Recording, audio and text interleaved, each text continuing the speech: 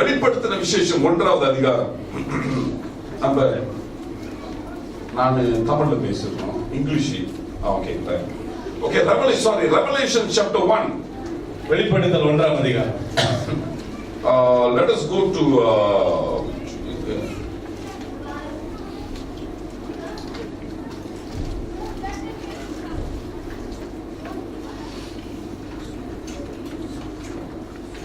18 to 20.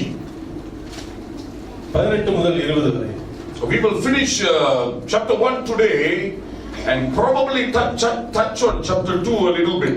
இன்றைய தினத்திலே முதலாம் அதிகாரத்தை நாம் முடித்துவிட்டு கொஞ்சம் இரண்டாம் அதிகாரத்தை நாம் பார்க்க போகிறோம். Okay, can somebody read that? மரித்தே, ஆனாலும் இதோ சதா உயிரோடு இருக்கிறேன். ஆமென். நான் மரணத்திற்கும் பாதாளத்திற்கும் உரிய திறவுகோல்களை உடையவனாய் இருக்கிறேன். நீ கண்டவைகளையும் இருக்கிறவர்களையும் இவைகளுக்கு பின்பு சம்பவிக்கிறவைகளையும் எழுது. என் வலது கரத்தில் நீ கண்ட 7 நட்சத்திரங்களின் ரகசியத்தையும் 7 பொன் குத்து விளக்குகளின் ரகசியத்தையும் எழுது. அந்த 7 நட்சத்திரங்களும் 7 சபைகளின் தூதர்களாம். நீ கண்ட 7 குத்து விளக்குகளும் 7 சபைகளாம். ஆமென். Right. Okay, I'm going to, as I told you, we are going to go on Fridays, going to go through Revelation, the whole book.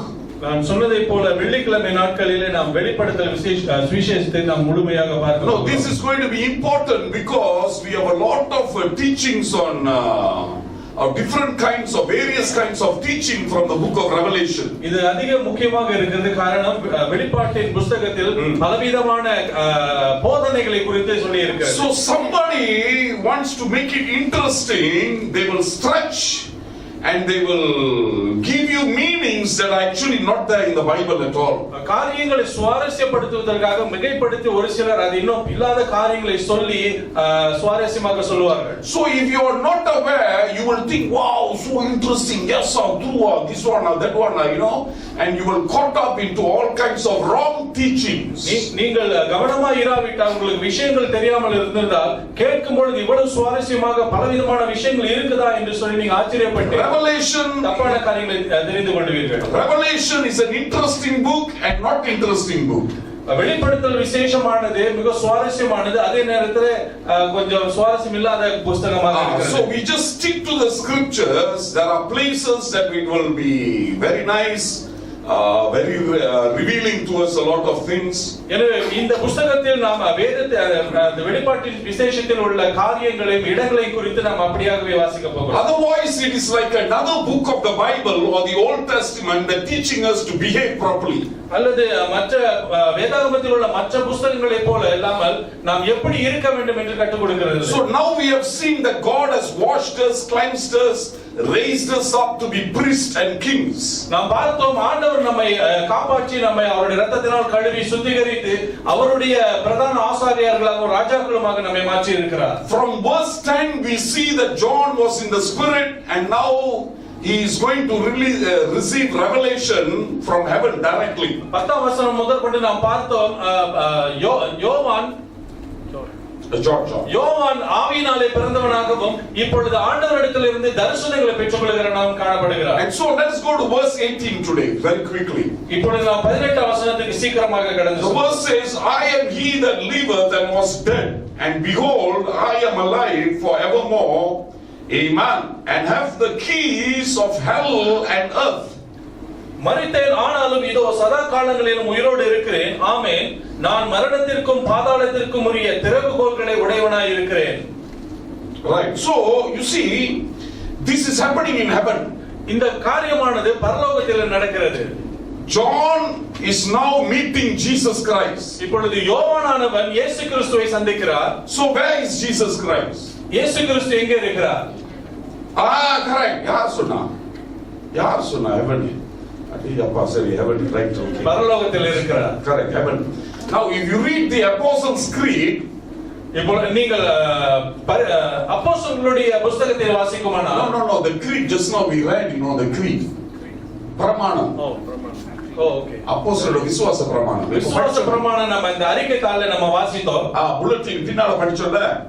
Now in that creed you will find he is seated at the right hand of the Father. அதை வாசிக்கும் பொழுது பிதாவினுடைய வலது பார்சத்தில் வீற்றிருக்கிறார் என்று So that is where exactly Jesus is. அதுதான் கரெக்ட்டான சரியான இடமாக இருக்கிறது. So is Jesus with us? Yes, he is with us. அப்படியானால் இயேசு கிறிஸ்து நம்மோடு இருக்கிறாரா? ஆம், அது நம்மோடு இருக்கிறார். But the accurate answer of where Jesus the Nazarene is, he is in heaven seated at the right hand of the Father. அப்படியானால் நசரேயனாகிய இயேசு கிறிஸ்து இருக்கிற சரியான துல்லியமான இடம் எதுவென்றால் பிதாவினுடைய வலது பார்சத்தில் வீற்றிருக்கிறார். His presence is with us, and the Holy Spirit is inside us. You know, because the 3 in 1 in 3 we say Jesus is inside us. Right. கிறிஸ்துவினுடைய பிரசன்னமானது பரிசுத்தாவியினுடைய பிரசன்னமானது நம்மோடு இருக்கிறது. இந்த திருத்துவங்களினாலே நம்ம கொஞ்சம் குழப்படியாக இருக்கும். Right. Okay, now let's go on to this one. Jesus now meets John, or John meets Jesus in heaven. இப்பொழுது யோவான் அல்லது இயேசு கிறிஸ்து ஒருவர் சந்திக்கிறார்கள். So now a revelation come. Jesus tells John, I have the keys of hell and death. இங்கே இயேசு கிறிஸ்து யோவானை பார்த்து சொல்லுகிறார், பாதாளத்தினுடைய மரணத்தின் திறவுகோல் என் கையில் இருக்கிறது. Now that is a very important revelation, you know. இது ஒரு முக்கியமான ஒரு வெளிப்பாடாக இருக்கிறது. Because death is something that we are all scared of. ஏனென்றால் மரணம் என்று சொன்னாலே நம்ம எல்லோருக்கும் ஒரு விதமான பயம் இருக்கும். And I don't know, for the past 1 month I have been called to preach in a lot of these funeral services. கடந்த மாதத்துல எனக்கு நிறைய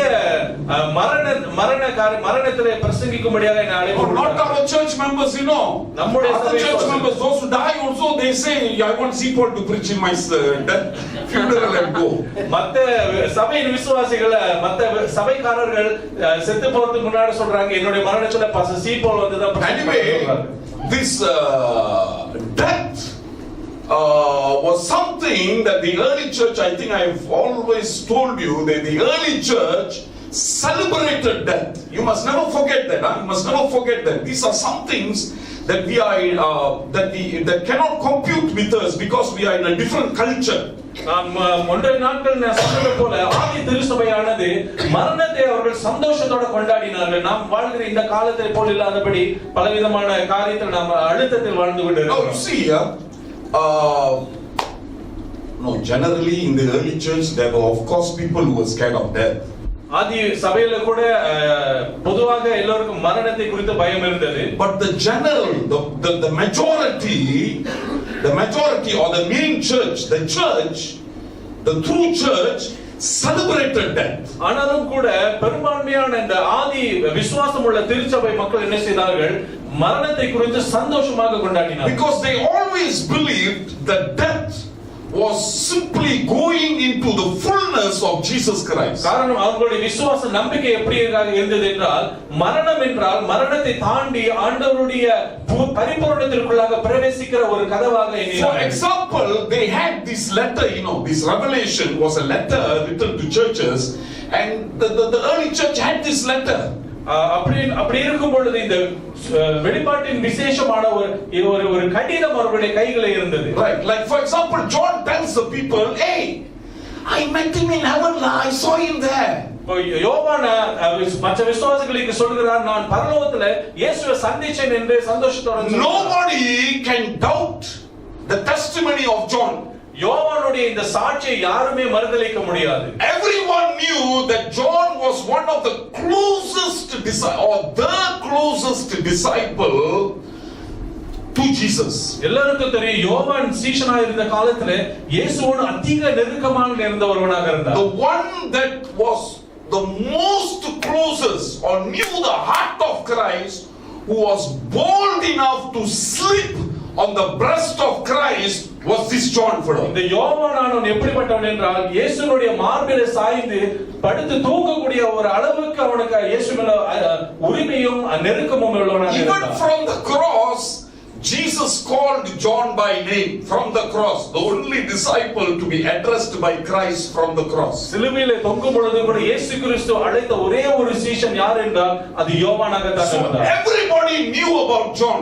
எல்லாருக்கும் யோவானை குறித்ததான காரியங்கள். And now this John says, hey, I went to heaven and I saw Jesus. இப்போது யோவான் சொல்றான் நான் பரலோகத்துல போய் இயேசுவை பார்த்தேன்னு சொல்றான். It is not like our people saying we went to heaven and all kind of thing. Some are true and some may not be true at all. நம்மள இருக்கிற சிலர் சொல்றது போல இப்போல சொல்றது போல நான் இயேசுவை பார்த்தேன் கனவுல பார்த்தேன்னு சொல்றது போல இல்லாதபடி. Some can be dreams, some can be visions, and some can be really taken up to heaven. You know, but we do not know who is telling and what they are telling. சிலருடைய காரியங்கள் இப்படி சொல்லுவாங்க, நான் கனவுல பார்த்தேன்னு சொல்லுவாங்க, சில பேர் தரிசனத்துல பார்த்தேன்னு சொல்லுவாங்க, சிலர் அப்படியே வானத்துக்கு எடுத்துக்கொள்ளப்பட்டேன்னு சொல்லுவாங்க. எது நமக்கு தெளிவா தெரியாது. But this John you cannot doubt. ஆனால் யோவான் சொல்லும் பொழுது அத குறித்து யாருக்குமே சந்தேகமா இல்ல. 3.5 years he knew Jesus Christ like nobody else on earth. இந்த 3 வருஷத்துல யாருமே அறிந்து கொள்ளாத விதத்துல யோவான் இயேசுவை அவ்வளவு முழுமையாக அறிந்தார். And now in verse 10 he says, I was taken up to heaven. இப்பொழுது 10ஆம் வசனத்துல யோவான் சொல்லுகிறான், நான் பரலோகத்திற்கு எடுத்துக்கொள்ளப்பட்டேன் என்று சொல்றார். And then he says, I met the same Jesus Christ. அவர் சொல்ற அதே இயேசு கிறிஸ்துவை நான் பரலோகத்துல சந்தித்தேன் என்று சொல்றார். With whom I was with on earth for 3.5 years. பூலோகத்துல 3 வருஷம் எந்த இயேசுவோடு இருந்தனோ அதே இயேசு கிறிஸ்துவை பரலோகத்துல நான் சந்தித்தேன். And you know what he told me? அவர் என்ன எனக்கு சொன்னார் தெரியுமா? He told me he has got the keys for death and hell. அவர் எனக்கு என்னிடத்துல என்ன சொன்னார் தெரியுமா? பாதாளத்தினுடைய மரணத்தின் திறவுகள் என்னோட கையில இருக்கு என்று சொன்னார். Now in our culture death is a threat. நம்முடைய கலாச்சாரத்துல மரணம் என்று சொன்னா அது ஒரு ஒரு ஒரு அச்சுறுத்தலாக இருக்கிறது, பயமுறுத்துற காரியம். For example, don't go there. A car will hit you and then you will die. சில நேரத்துல சொல்லுவாங்க அந்த இடத்துக்கு போவாத, காடியில் அடிபட்டு நீ செத்து போயிடுவேன்னு சொல்லுவாங்க. Be careful, don't go alone. A thief will catch you and strangle you to death. தனியா போவாத, திருடனை பிடிச்சு உன் கழுத்தை நெரிச்சு கொண்டு வருவான். Don't join with wrong friends, they may kill you. கெட்ட நண்பர்களோடு சேராத, அவங்க உன்னை சாவடிச்சிருவாங்க. So in every way death is used as a threat, as an ultimate bad thing. எனவே மரணம் என்று சொல்லும் பொழுது நம்முடைய சமுதாயத்திலே அது மிகவும் மோசமான ஒரு காரியமாக எண்ணப்படுகிறது. So that is why we go to the hospital also, never mind, but we don't want to die. நம்ம மருத்துவமனைக்கு ஹாஸ்பிடல் போனாலும் பரவாயில்லை, ஆனா அங்க போய் கூட நம்ம சாவ கூடாது. Vegetable also never mind, put tube 200 tubes also never mind, still breathing okay. ஒண்ணு இல்லாம அப்படியே செத்து போய் வெறும் செத்து போன நிலைமையில் இருந்தாலும் பரவாயில்ல, பல நிறைய டியூப் போட்டாலும் பரவாயில்ல, சாவ கூடாது. But now the problem is you must know which hospital you are going. Sometimes they you leave the what do they call? Intensive care unit can get fire also. இப்ப இருக்கிற நாட்கள் எந்த மருத்துவமனைக்கு போறீங்கன்னு யோசித்து தேர்ந்தெடுக்கிறதா இருக்கு. So anyway you see, the fellow will be a total vegetable, you know. The fellow will be struggling, just breathing, or don't know whether he's breathing or not. The machine is breathing for him, we do not know. But people are, ஐசியூல இருக்கிறவங்க பாத்தீங்கன்னா ஒண்ணுமே அசைவு இருக்காது, ஒரு உணர்வு இல்லாம அந்த oxygen காத்துல தான் அப்படியே உடம்பு மூச்சு போயிட்டு இருக்கும். So வேண்டாம் நினைப்பாங்க. The minute that fellow dies, everybody cries. எப்ப அந்த மனுஷன் கோமால இருக்கிற மனுஷன் சாகுறானோ உடனே எல்லாரும் அழுவ ஆரம்பிப்பாங்க. What is our mind telling us? அப்படினா நம்முடைய சிந்தனை என்ன சொல்லுது? The fellow vegetable also never mind, but don't die. அந்த வியாதியா கிடக்கிற மனுஷன் ஒண்ணும் இல்லாம அப்படியே படுத்தே கிடந்தாலும் பரவாயில்ல, சாக கூடாது. So for us death is the worst thing, which is not true. எனவே நம்ம என்ன நினைக்கிறோம்னா மரணம் ஆக மோசமான ஒரு நிலைமை, அது நமக்கு அது உண்மை இல்லாத காரியம். But the early church, instead of celebrating birthdays, they were celebrating death days. ஆனால் ஆதி திருச்சபையில பார்க்கும் பொழுது பிறந்த நாளை கொண்டாடுவதை பார்க்கிறோம், இறந்த நாளை ரொம்ப சந்தோஷமா கொண்டாடி இருக்காங்க. One of the reason is verse 18. அது ஒரு காரணம் என்னவென்றால் 18வது வசனம். John the apostle met Jesus. அப்போஸ்தலர் யோவான் இயேசுவை சந்திக்கிறார். John tells him, don't worry, I got the keys. யோவான் சொல்கிறார், நீங்க கவலைப்படாதீங்க, என் கையில அந்த சாவி இருக்குன்னு சொல்றார். Meaning death has no more authority over you. அப்படி என்றால் இந்த மரணமானது உங்கள் மேல் அதிகாரம் கொள்ள எந்த ஒரு காரணமும் இல்லை. I have the authority. என்னுடைய கையில அந்த அதிகாரம் இருக்கு. I decide when you die. நீ எப்ப சாவன்னு சொல்லி அத சொல்ல வேண்டியது என்னுடைய கையில இருக்கு. If you are in the Lord, you don't die at all, you live forever. நீங்க கிறிஸ்துவுக்குள்ளாக இருக்கிறவர்களா இருந்தா நீங்க உங்களுக்கு மரணம் கிடையாது, எப்பொழுது நீங்கள் உயிரோடு இருப்பீங்க. So today also I was preaching at a funeral service. இன்றைக்கு கூட நான் மரண அடக்க ஆராதனையில பிரசங்கித்தேன். So some of you were there. I told you about the illustration about what is death. மரணம் என்றால் என்ன என்று சொல்லி நான் கொஞ்சம் விளக்கம் சொன்னேன். A small boy asked his mother, what is death? ஒரு சின்ன பையன் தன்னுடைய அம்மா இடத்துல கேட்டா மரணம்னா என்னமா அப்படின்னு கேட்டான். So the mother doesn't want to frighten him with some kind of a nightmare. இந்த அம்மா என்ன செஞ்சாங்க, அந்த பையனை பயமுறுத்த கூடாது என்று சொல்லி நினைத்து, so the mother told him, asked him a question, where did you sleep last night? இந்த பையனை பயமுறுத்த வேண்டாம் என்று நினைத்த அந்த அம்மா கேட்டாங்க, நேத்து ராத்திரி நீ எங்க படுத்திருந்த? No, where did you go to sleep? நேத்து தூங்குறதுக்கு எங்க நீ போன அப்படின்னு கேட்டான். So the boy said, in your bed, ma, I was sleeping in your bed, then I slept where? அப்புறம் அந்த பையன் சொன்னா, உங்க படுக்கையில தான் நான் படுத்திருந்தேன் அப்படின்னா. Then she asked him the second question, when did you wake up? அப்புறம் இரண்டாவது கேள்வி கேட்டாங்க, நீ எப்போ நீ எந்திரிச்ச? The boy thought for a moment and he said, yeah, I woke up in my room. அப்புறம் அந்த பையன் கொஞ்ச நேரம் யோசிச்சுட்டு சொன்னா, நான் எழுந்திருக்க என்னோட ரூம்ல இருந்து எந்திரிச்சேன் அப்படின்னா. So the mother asked him the third question, do you know how you went from this room to that room? அப்ப மூணாவது கேள்வி அந்த அம்மா கேட்டாங்க, இந்த ரூம்ல இருந்து எப்படி நீ அந்த ரூமுக்கு போனேன்னு கேட்டாங்க. So the boy said, your husband la, the father la, never every time do that. I sleep here, he carry me and put me in that room. அந்த பையன் சொன்னா, உன்னோட கணவன் தான் நான் எப்போது தூங்கும் போது இந்த அப்பா இந்த எப்போ என்ன தூங்கிட்டாங்க. Exaggerating like you know what. Okay. So the father carried me and put me into that room. அப்பா வந்து என்ன ரூம்ல இருந்து தூக்கி என்னோட அறையில கொண்டு போட்டுட்டாரு. So the mother asked again, do you know how he carried you? அம்மா கேட்டாங்க, எப்படி அவர் உன்னை தூக்கிட்டு போனாருன்னு தெரியுமா? Were you awake when he carried you? உன்னை தூக்கும்போது நீ முழிச்சிருந்தியா? Do you know what time he carried you? எத்தனை மணிக்கு உன்னை தூக்குனாருன்னு தெரியுமா? Did you feel anything when he carried you? அவர் உன்னை தூக்கும்போது உனக்கு ஏதாவது உணர்வு இருந்ததா? Do you know that you were actually moving? உனக்கு தெரியுமா நீ அசைஞ்சது உனக்கு தெரியுமான்னு You கேட்டாங்க. never knew anything. உனக்கு ஒண்ணுமே தெரியல. You slept in this room, woke up in that room. நீ இந்த ரூம்ல படுத்தா எந்திரிக்கும்போது அந்த ரூம்ல இருந்த. That is the Christian's definition of death. இதுதான் கிறிஸ்தவர்களுக்கு மரணம் என்றால் இப்படிதான் அர்த்தம். One day you go and sleep in this world. ஒரு நாள் நீ இந்த உலகத்துல போய் தூங்க போவ. Suddenly you will wake up in heaven. திடீர்னு பார்க்கும்போது நீ பரலோகத்துல நீ எந்திரிப்ப. Don't worry about how you are going to go there, what you are going to do there, how God is going to take. Don't worry about that.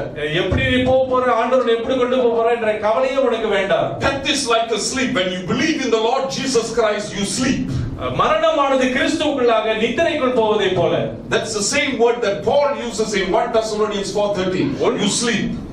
1 தெசலோனிக்கர் 4:13ல Pavul இந்த வார்த்தை சொல்லுகிறார். The Lord carries you in heaven, carries you to heaven. நீ நித்திரை கொள்ளும் பொழுது ஆண்டவர் உன்னை அப்படியே பரலோகத்துக்கு தூக்கிட்டு போவார். You wake up, suddenly you find that you are in a better place. நீ திடீர்னு கண்ணு முழிச்சு பார்க்கும் பொழுது ஏதோ ஒரு நல்ல ஒரு இடத்துல நீ இருப்பதை Jesus told John, I have the keys. இயேசு யோவானிடத்துல பார்த்து சொன்னார், என்னுடைய கையில் அந்த திறவுகோல் இருக்கிறது. Nobody can die without his permission now.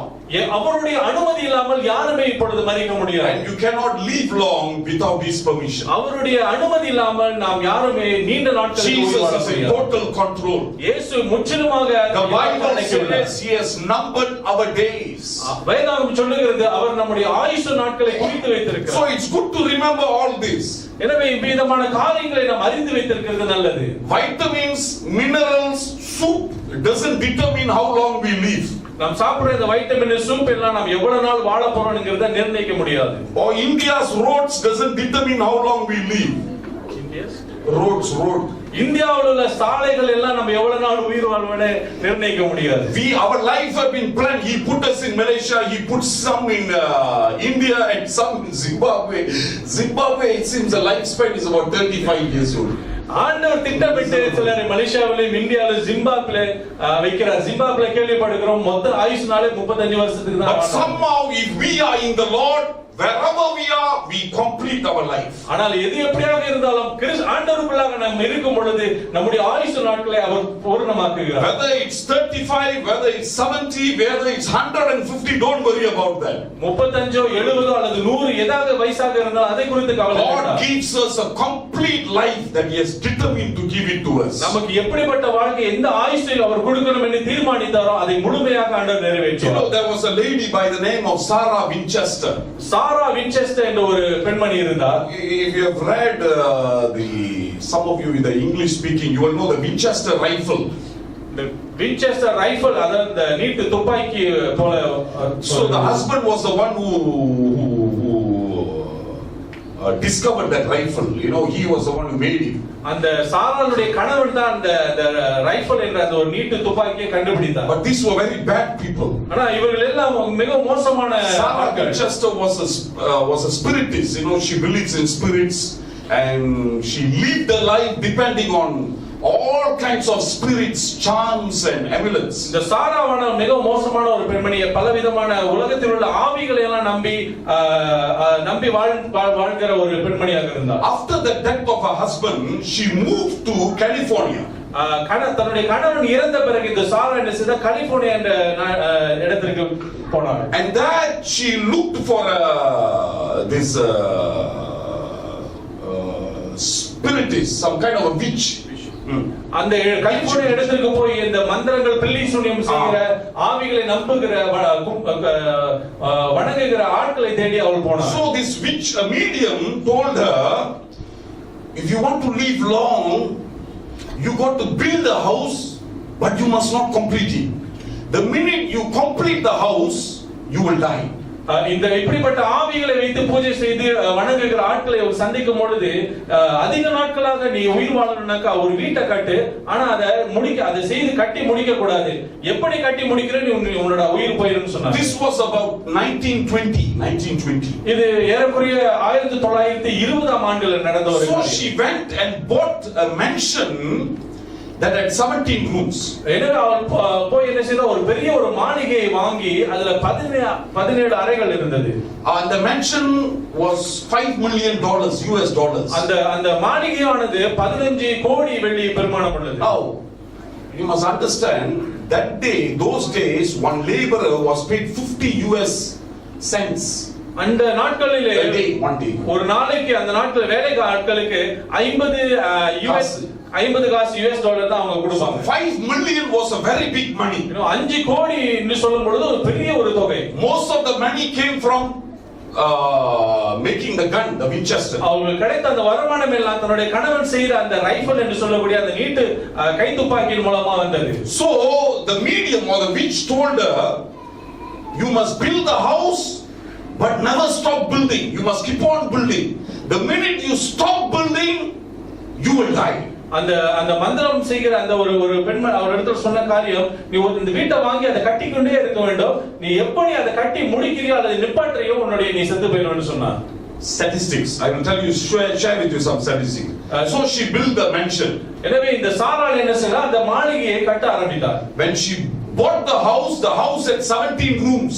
அவள் வாங்கும் பொழுது அந்த மாளிகையில 17 அறைகள் இருந்தது. Now it had 150 rooms. இப்பொழுது 150 அறைகள் அந்த மாளிகையில கட்டப்பட்டது. 13 bathrooms, 13 குளியல் அறை, 2000 doors, 2000 கதவுகள், 47 fireplaces, 47 உடன் சூடேற்றுகிறது நெருப்பு வைக்கிற இடம், 10,000 windows, 10,000 ஜன்னல்கள். That was when she died. She was at the age of 85, if I'm not mistaken. 85. 85, correct, 85. அவளுடைய மரணத்தின் பொழுது அந்த சாராளுக்கு வயது 85 ஆக இருந்தது. But the house was not finished yet. You know, she must keep on building the house. அந்த மாளிகையை அப்பொழுது அந்த வேலைப்பாடுகளோடு கட்டி முடிக்கவில்லை. So they found out that there were construction material lying beside the house, the big bungalow there, that is worth about 80 years of building. அந்த எனவே அவர் மரித்த பிறகு அவருக்கு ஆராய்ச்சி கண்டுபிடித்ததுன்னா, அவருடைய மாளிகைக்கு பக்கத்துல வெளியே அந்த வீடை கட்டக்கூடிய அந்த பொருட்கள், சிமெண்ட், பலகை, இரும்புகள்லாம் வந்து பார்க்க போனா இன்னொரு 80 வருஷத்துக்கு அது கட்டலாம், அதை வச்சு கட்டலாம். You know, so you see, people, multi-millionaires, she was so scared of death. இந்த கோடீஸ்வரியான இந்த பெண்ணுக்கு மரணத்தை குறித்து பயம் இருந்தது.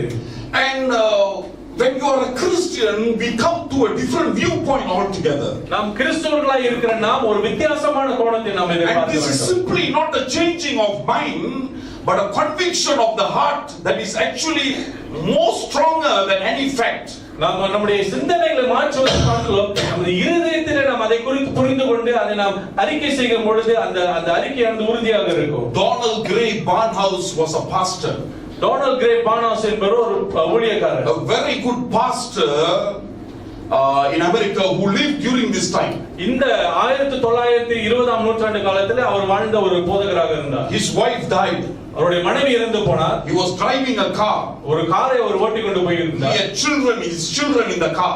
அவருடைய கார்ல தன்னுடைய பிள்ளைகளும் இருந்தார்கள். For the first time the wife was not there in the car. அந்த முதல் முறையாக அவர் கார் ஓட்டும் பொழுது அவருடைய மனைவி பக்கத்துல இல்ல. Everybody in the car was quiet because mother was not there. எல்லாரும் அந்த கார்ல எல்லாம் ரொம்ப அமைதியா இருந்த காரணம் அம்மா. The car came to stop at a traffic light. அந்த கார் வந்து அந்த டிராஃபிக் லைட்ல வந்து நின்னுது. In front of the car there was a huge truck. அந்த கார் முன்னாடி ஒரு பெரிய ஒரு லாரி ஒரு ட்ரக் நின்றது. And it was in the afternoon. அது ஒரு மாலை நேரத்துல the sun was shining. சூரியனுடைய ஒளி அங்க கொண்டிருந்தது. Shadow was on the side of the road. இந்த அந்த லாரியினுடைய அந்த நிழல் வந்து அந்த ரோட் அப்படியே மறைந்திருந்தது. So there was a big truck with a shadow in front of him. பெரிய ஒரு லாரி அங்க நிக்குது, அதனுடைய நிழல் அந்த ரோடு முழுதும் அப்படியே மூடி இருக்கு. Pastor Barnhouse called his children to attention. Pastor Barnhouse என்ன சொன்னார்? உடனே தன்னுடைய பிள்ளைகளை கூப்பிட்டு இங்க பாருங்கன்னு சொன்னார். You know what happened to mother? He said. உங்களுக்கு தெரியுமா அம்மாக்கு என்ன நடந்ததுன்னு தெரியுமான்னு கேட்டார். Nothing happened to her. அம்மாக்கு ஒண்ணுமே நடக்கல. That truck in front, அந்த முன்னுக்கு இருக்க அந்த பெரிய lorry actually went over Jesus Christ. இயேசு மேலாக அது போனது. It crushed Christ into pieces. அது கிறிஸ்துவை அது மேல அப்படியே மேல நசுக்கியது. And because the truck went over mother, அந்த லாரி அம்மா மேல ஏறி போனனால, you know no sorry I got it. Christ. Because the truck went over the Christ, அந்த லாரி ஆனது கிறிஸ்து மேல ஏறி போனனால, only the shadow went over mother. அந்த நிழல் மட்டும் தான் அம்மா மேல பட்டது. It is all both, you can call it a glory. Both can be called the lorry, the real lorry and the shadow lorry. அந்த லாரி அதோட நிழலையும் ரெண்டையும் லாரி என்று சொல்லலாம். But the real lorry went over Christ. ஆனா உண்மையான நிஜமான லாரியானது the shadow went over mother. அந்த நிழலானது அம்மா மேல. Shadows don't hurt. இந்த நிழல் வந்து நமக்கு பாதிப்பு. Shadows don't kill. இந்த நிழல் நம்மை சாகடிக்காது. Shadow doesn't do us any harm. இந்த நிழல் நமக்கு எந்த ஒரு கேடையும் கொண்டு வராது. Mother is simply with the Lord, he told the children.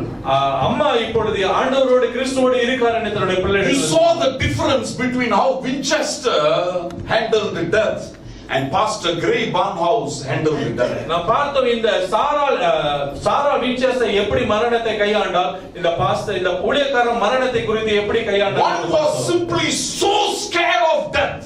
ஒருத்தர் மரணத்தை குறித்து அப்படி ரொம்ப பயந்து இருந்தார். The other one was so confident that death cannot touch you at all. இன்னொருத்தர் மரணம் நம்மை ஒன்று செய்ய முடியாது என்று நம்பிக்கையோடு இருந்தார். Because John 1:18 says Jesus has the keys. காரணம் யோவான் 1:18 நாம் வாசிக்கிறோம், இயேசுவினுடைய கரத்திலே அந்த திறவுகோல் இருக்கிறது. So people of God, slowly or ultimately we need to change our view about death. எனவே பிரியமானவர்களே, நம்முடைய எண்ணத்தை, நம்முடைய நோக்கத்தை மரணத்தை குறித்து நாம் கொஞ்சம் கொஞ்சமாக மாற்ற வேண்டும். Separation is difficult. Surely there is tears and pain involved.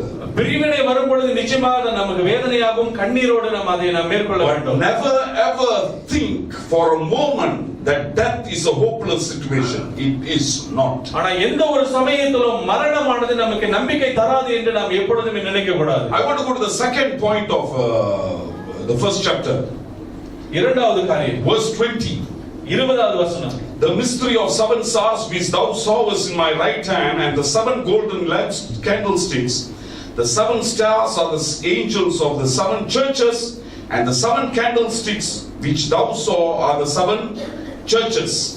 என் வலது கரத்தில் நீ கண்ட 7 நட்சத்திரங்களின் ரகசியத்தையும் எழுது, 7 பொன்குத்து விளக்குகளின் ரகசியத்தையும் எழுது. அந்த 7 நட்சத்திரங்களும் 7 சபைகளின் தூதர்களாம், நீ கண்ட 7 குத்து விளக்குகளும் 7 சபைகளாம். Right, so you see in the right hand of God is the church. ஆண்டவருடைய வலது பார்சத்தில் சபை இருக்கிறது. The church is not an orphan. The church is not something that is left alone as a minority community in this earth. இந்த உலகத்திலே சபையானது அனாதையாகவோ அல்லது சிறுபான்மையான ஒரு கூட்டமாக கைவிடப்படவில்லை. However weak we are, We are in the best part is we are in the right hand of God, Jesus Christ. நாம் எவ்வளவு பலவீனமாக இருந்தாலும் கூட ஒரு சிறப்பான காரியம் என்னவென்றால் நாம் இயேசுவினுடைய வலது கரத்தில் இருக்கிறோம். It gives me an idea of how the clay is in the master's hand.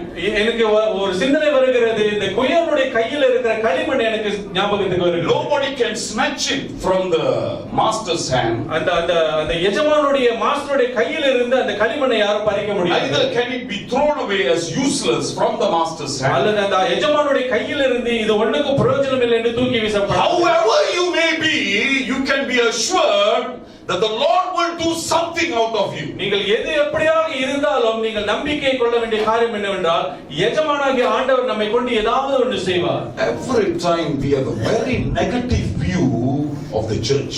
எப்பொழுதுமே அநேக நேரங்களிலே நமக்கு சபைகளை குறித்து குறைவான எண்ணத்தோடு நாம் பார்க்கிறோம். Every time we think the church is losing, the church is irrelevant, the church is hopeless, the church is a gone case.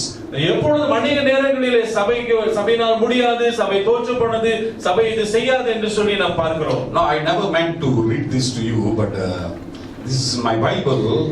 I cut and kept it, and so I thought I will read it in English. To interpret in Tamil it will be difficult.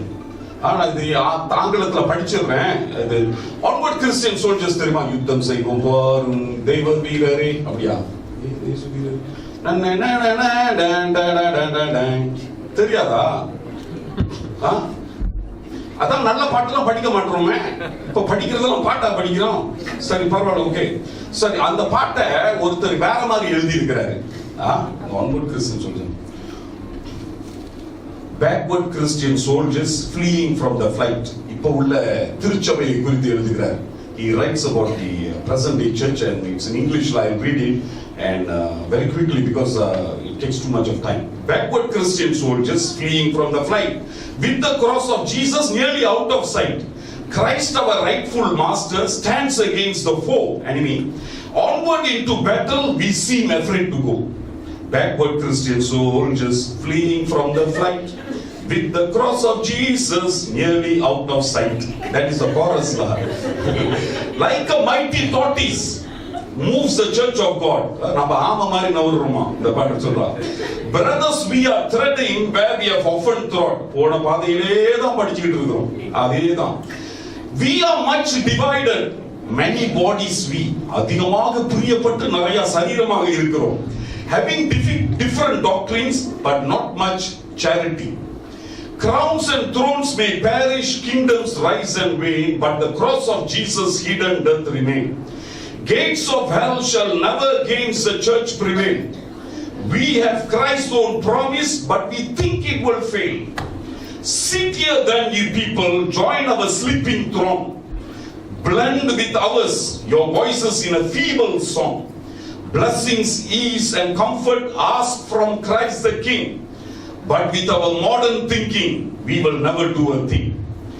Backward Christian soldiers fleeing from the flight with the cross of Jesus nearly out of sight. Okay, sorry, the parallel. So, all things are taught, written, like the church is totally losing, you know. அது எழுதப்படுகிற காரியங்களை பார்க்கும் பொழுது சபையானது எல்லாமே முற்றிலும் தோற்று போய் ஒண்ணலாம போடும். I heard a funny story. ஒரு நகைச்சுவான ஒரு கதை. There were 3 pastors who met in a coffee shop. ஒரு 3 பாஸ்டர்மார்கள் ஒரு காபி கடையில. One is a Lutheran pastor, one is an Anglican pastor, one is a Methodist pastor. Lutheran pastor, Methodist pastor, Anglican pastor. No, they all had same problem. 3 பேருக்கு ஒரே மாதிரி பிரச்சனை. Every evening lot of bats come into the church. Bats. ஒவ்வொரு மாலை நேரத்துல அவங்க சபைக்குள்ள நிறைய வவ்வா அப்படியே வந்து சேரும். So the Lutheran pastor said, Lutheran pastor சொன்னாரு, I tried to get rid of the bats, cannot la. அந்த வவ்வால துரத்த பார்க்கற முடியல. Actually I bought a gun. நான் ஒரு துப்பாக்கி வாங்கி இருக்கேன். And shot the bats. இந்த வாங்கி அந்த வவ்வாலலாம் சுட்டுக்கிட்டு இருக்கேன். My ceiling only got holes but no bat got hit. என்னோட சபையோட சில்லிங் ஓட்டையானது ஒரே ஒரு வவ்வா கூட சாகல. So the Anglican pastor said, அப்புறம் அந்த Anglican pastor சொன்னார், I actually bought a large net. அவர் சொன்னார், நான் ஒரு பெரிய அந்த வலையை நான் வாங்கி இருக்கேன். I caught all the bats. அந்த வலைய வச்சு எல்லா வவ்வாலையும் பிடிச்சிட்டேன். I drove 50 miles. அது 50 மைலுக்கு தூரம் கொண்டு போய் and released all the bats. எல்லாத்தையும் துரத்தி விட்டேன்.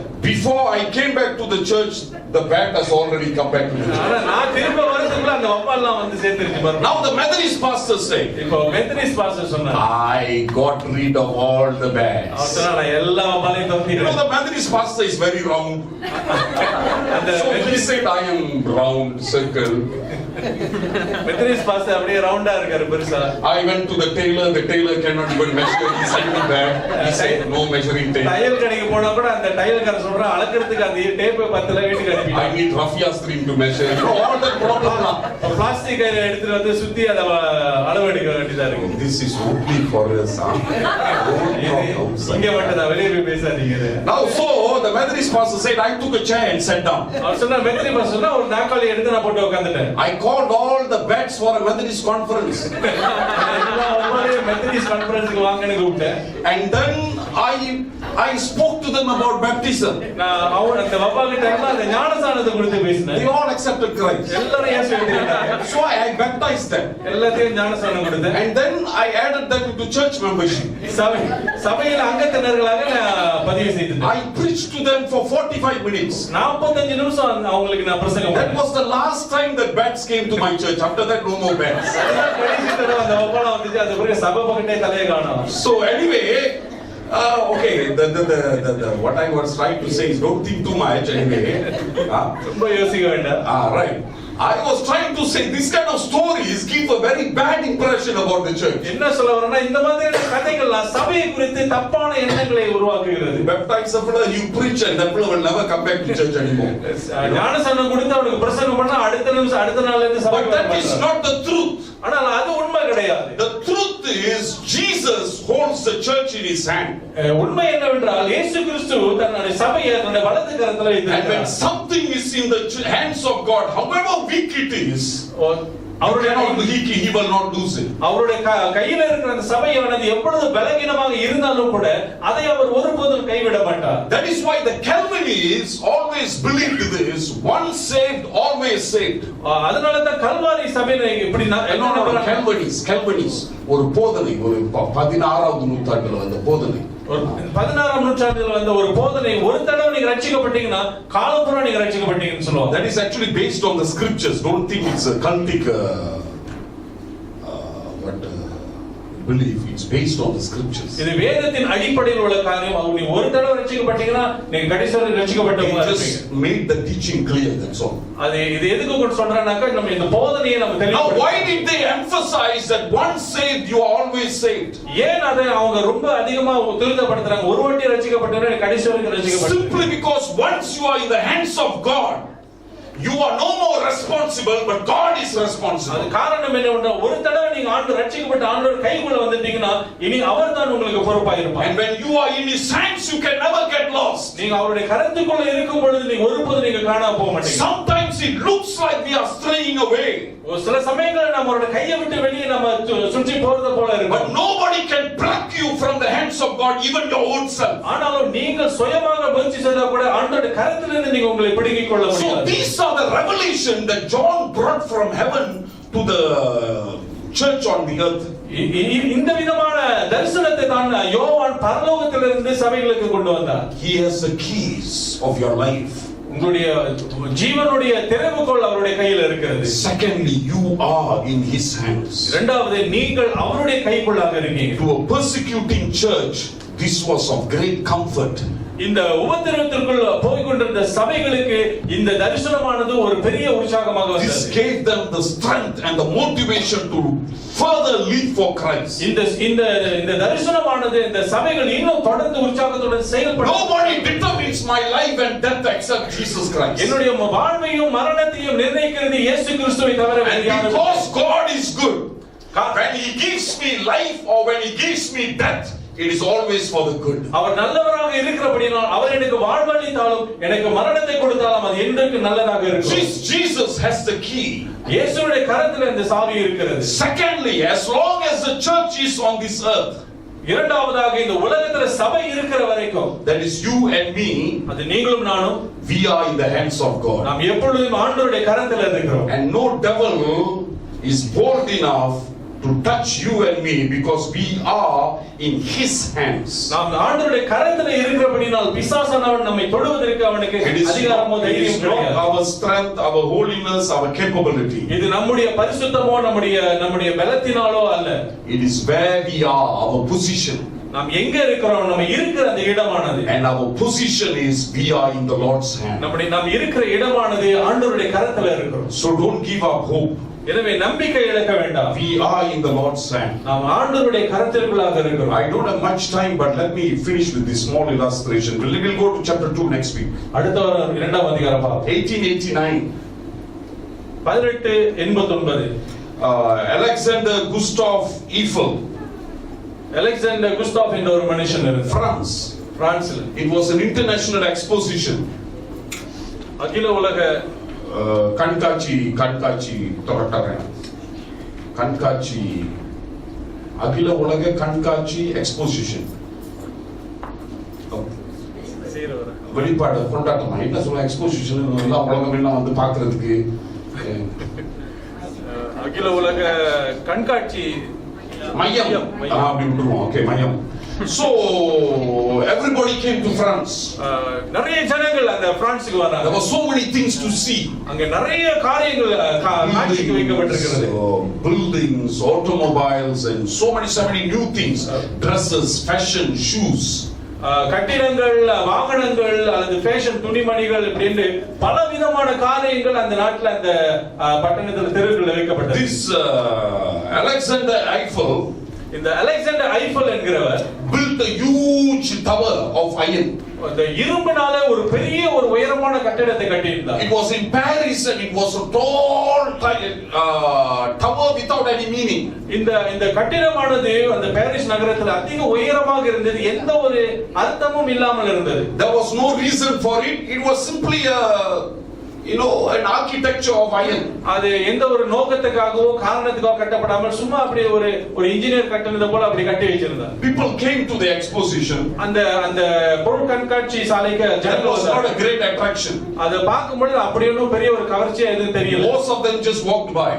அநேகர் அதை அப்படியே பார்த்து நடந்து போயிட்டாங்க. Who wants to see iron going up? இப்படி இரும்பு இப்படி மேல கட்டி வச்சிருக்கிறது யாரு அதிசயமா பார்க்க? Somehow no reason, nothing. It was simply a piece of iron up there. It was a building of iron. எந்த ஒரு காரணமோ ஒரு காரியமோ அதுல காண ஒரு பெரிய இரும்புலாம் அப்படியே ஏத்தி வச்சிருந்தது. Most of them who came from all over the world never took notice of that building. உலகத்தில் இருந்த அநேகர்கள் அதை குறித்து பெரிதா பொருட்படுத்தவில்லை. After the exposition, everyone insisted that the tower must be brought down. இந்த பொருட்காட்சி எல்லாம் கொண்டாட்ட நாட்கள் முடிந்த பிறகு நிறைய பேர் சொன்னாங்க இந்த இரும்பு கட்டடத்தை கீழே தகர்த்து போடணும் என்று. They said it is a waste of money. சொன்னாங்க இந்த கட்டடம் நிறைய செலவெடுத்து பணத்தை தான் வீணாக்கிருக்கு. It is occupying too much of space. நிறைய இடத்தை அது எடுத்துருச்சு. It is foolish to build a tower without any use in the middle of Paris. இந்த பாரிஸ் நகரத்துல நடுவுல எந்த ஒரு பிரயோஜனம் இல்லாமல் இப்படி ஒரு உயரமான இரும்பு கட்டடத்தை கட்டினது பிரயோஜனம் இல்லைன்னு சொன்னாங்க. But Alexander Eiffel said no, let's leave it there. It has some purpose. One day it will bless France. ஆனாலும் கூட இந்த அலெக்சாண்டர் சொன்னாரு அதை ஒண்ணு அங்கே விட்டுருங்க, ஒரு நாள் இந்த கட்டடமானது பிரான்சுக்கு ஒரு ஆசீர்வாதமாக மாறும்னு சொன்னார். Today any fellow who goes to Paris, இன்னைக்கு யாராவது பாரிஸ்க்கு போனால் will never return without seeing Eiffel Tower. இந்த ஐஃபல் டவரை பார்க்காம யாருமே திரும்ப வர மாட்டாங்க. That is the main attraction in the town. அந்த டவுன்லயே அதிக கவர்ச்சி உள்ள ஒரு இடம் சொன்னா அந்த ஐஃபல் டவர் என்றது. Even you can say it actually symbolizes France. இந்த ஐஃபல் டவர் வந்து பிரான்சுக்கு அடையாளமாக வைக்கப்பட்டிருக்கு. I believe one day the church will be like that. நான் விசுவாசிக்கிறேன் ஒரு நாளிலே சபையும் அப்படியாக இருக்கும். However useless we may seem, நீங்க இந்த சபையை பார்க்கும்போது ஒண்ணுங்க பிரயோஜனம் இல்லாம இருக்கலாம். however bulbs we may sound like, நம்ம பார்க்கிறதுக்கு நம்ம முட்டாள்களை போல இருந்தாலும், but one day, ஆனால் ஒரு நாள், because we are in the hands of God, காரணம் ஆண்டவருடைய கரத்துல இருக்கிறபடியால், and because we are his bride, நாம் அவருடைய மணவாட்டிகளாக இருக்கிறோம், we will be the center of attraction. நாம் எல்லாருடைய கவனத்தை ஈர்க்கிற வகையில நாம் நடுவுல இருப்போம். Every wedding, the bride only marches and the husband never marches, the groom never marches. நாம் எப்பொழுதும் எல்லா திருமணங்களையும் பார்க்கிறோம், அந்த மணமகள் தான் நடந்து வருவாள், அந்த மணவாளன் நடக்காம அங்கே நிற்பார். If you come to any wedding and see the husband, the groom's coat nice la, the groom look nice la, nobody will say that. Everybody will talk about the color of the sari of the bride. இந்த எந்த கல்யாணத்திலும் யாருமே மணவாளன் போட்டு நல்லா இருக்கு அழகா இருக்குன்னு யாருமே மாப்பிள்ளைய பார்த்து பேசவே மாட்டாங்க. Sometimes with spotlight also you cannot locate the bride, yet they will locate the bride. Spotlight போட்டா கூட மாப்பிள்ளை எங்க இருக்காருன்னு பொண்ணு கண்டுபிடிக்க முடியாது. மாப்பிள்ளை ஸ்டைல் அமிதாப் பச்சன் மாதிரி நிக்கிறாங்க, அவனுக்கு தெரிய மாட்டேங்குது. எல்லாருடைய கவனமும் அந்த மணவாட்டி மேலதான் இருக்கும். Jesus says the excellent symbol, he says the church is my bride. ஆண்டவர் இயேசு சொன்ன ஒரு நல்ல ஒரு உதாரணம் என்றால் இந்த சபையானது என்னுடைய மணவாட்டியாக இருக்கிறது. In the garden of Eden, ஏதோ ஒரு தோட்டத்துல Adam pointed at Eve and says this is a nonsense. Because of this nonsense all this problem has come. You know, in garden of Eden that is what happened. ஏதோ தோட்டத்துல இதான் நடந்தது. ஆதாம் ஏவாளை பார்த்து இந்த ஸ்திரீனால தான் எல்லாம் இந்த வம்பு வந்துச்சுன்னு சொன்னார். You know what Jesus does? He looked at the bride and say, this is my bride and she is in my hand and nobody is going to touch her. ஆனால் இயேசு இந்த சபையான மணவாட்டியை பார்த்து சொன்னார், இது என்னுடைய மணவாட்டி, இது என்னுடைய சபை, இது யாரும் கை வைக்க நான் விட மாட்டேன்னு சொன்னார். This is the revelation that John brought to a hurting church. இந்த வெளிப்பாட்டை தான் யோவான் திருச்சபைகளுக்கு கொண்டு வந்தார். The church said this is enough for us. This is enough. இது நமக்கு போதுமானது. If my life is in the hands of my God, என்னுடைய வாழ்க்கையானது என்னுடைய ஆண்டவருடைய கையில இருக்குமானா, and if I am in the hands of Jesus Christ, நான் இயேசுவுடைய கையில இருக்குமானா, then I am not going to be scared of the Roman Empire. இந்த ரோம ராஜ்யத்தை குறித்து நான் பயப்பட வேண்டிய அவசியம் இல்லை. Roman Empire doesn't decide when I die.